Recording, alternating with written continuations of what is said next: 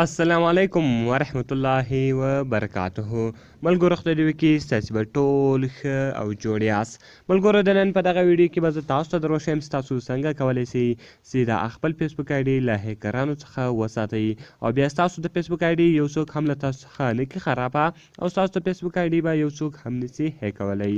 نو ملګرو که چیرې غواړئ چې په دغه ښایسته او په دغه ښایسته طریقه باندې پوه شئ نو دغه ویډیو له موږ سره تر پایه وګورئ او ویډیو خامخا در سره لایک کړئ، له خپل ملګرو سره یې شیر کړئ او د دغه رقم نورو ښایسته ویډیوګانو لپاره زموږ چینل سبسکرایب کړئ، ځکه په دغه چینل کې موږ ستاسو لپاره هره ورځ د هغه رقم ښایسته ویډیوې اپلوډوو. نو ملګرو زه د ویډیو په طرف ویډیو شروع کوو.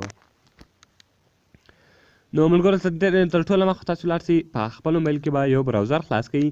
کله چې ملګرو تاسو په خپل موبایل کې یو براوزر خلاص کړئ، یا که تاسو یوسي براوزر استعمالوئ، که کروم براوزر استعمالوئ، یا د هغه رقم که چیرې تاسو اوپیرا استعمالوئ.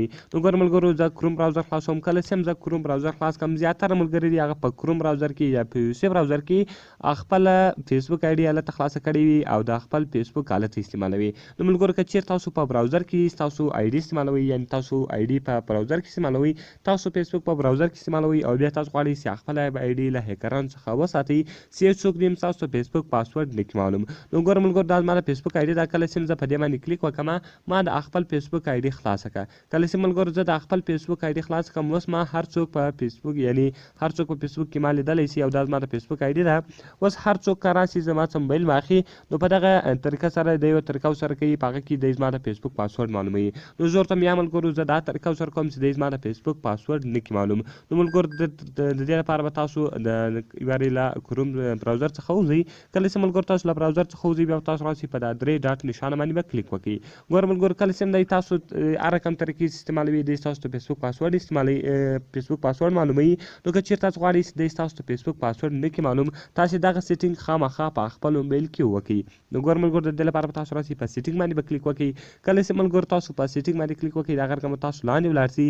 کله چې ملګرو تاسو لاندې ولاړاست د هغه رقم ګوره سیو پاسورډ ملګرو تاسو په دې باندې کلیک وکړئ. کله چې ملګرو تاسو په دې باندې کلیک وکړئ ګوره ملګرو دغه رقم ویو اینډ مینیج سیو پاسورډ ایټ www ډاټ دغه رقم ګوره پاسورډ ډاټ ګوګل ډاټ کام. په دې کې تاسو ته هغه پاسورډونه معلومیږي. که تاسو ته هر چا پاسورډ معلوموي نو دی تاسو غواړئ له تاسو څخه غواړئ چې دی تاسو ته پاسورډ معلوم کړي. نو ګوره ملګرو کله چې دی تاسو اوس ګوره په دې کې ما خپل فیسبوک آیډي خلاصه کړې ده. کله چې دی په دې باندې کلیک وکړي دلته چې هغه کومه ویب سایټ دی خلاص کړي، باقي بیا دی دلته درته ټول دغه ورکوي، یعنې ټول کومه پاسورډونه چې د هغه پاسورډونه دی معلومولی شي. نو که چیرې تاسو غواړئ چې څوک ستاسو ته فیسبوک آیډي پاسورډ نه کړي معلوم، تاسو به راشئ دلته به ګوره یو پاسورډ ده سیو پاسورډ، له دغه اپشن څخه به تاسو ټیک مارک ښه نه کړئ، دغه به تاسو اون آف کړئ. کله چې ملګرو تاسو دغه آف کړئ بیا به هغه رقم بیا تاسو راشئ په دغه آیډي باندې به کلیک وکړئ او دغه به دلته تاسو ډیلیټ کړئ. کله چې ملګرو دغه تاسو دلته ډیلیټ ووایي بیا به یو څوک هم ستاسو د فیسبوک پاسورډ نشي معلومولی، یعنې هر څنګه ستاسو فیسبوک استعمالوئ تاسو فیسبوک استعمالوئ نو ستاسو د فیسبوک پاسورډ به یو څوک هم نشي معلومولی. نو ملګرو دغه سیټینګ باید ټول په خپل موبایل کې خامخا وکړي، ځکه د زیاترو خلکو آیډیانې دا رقمي خلک یې پاسورډ معلوم کړي بیا غلط شان اپلوډوي او د دوی آیډیانې بیا خرابوي. نو ملګرو دغه سیټینګ خامخا په خپل موبایل کې وکړئ چې یو څوک هم ستاسو د فیسبوک آیډي نه کړي در هیک.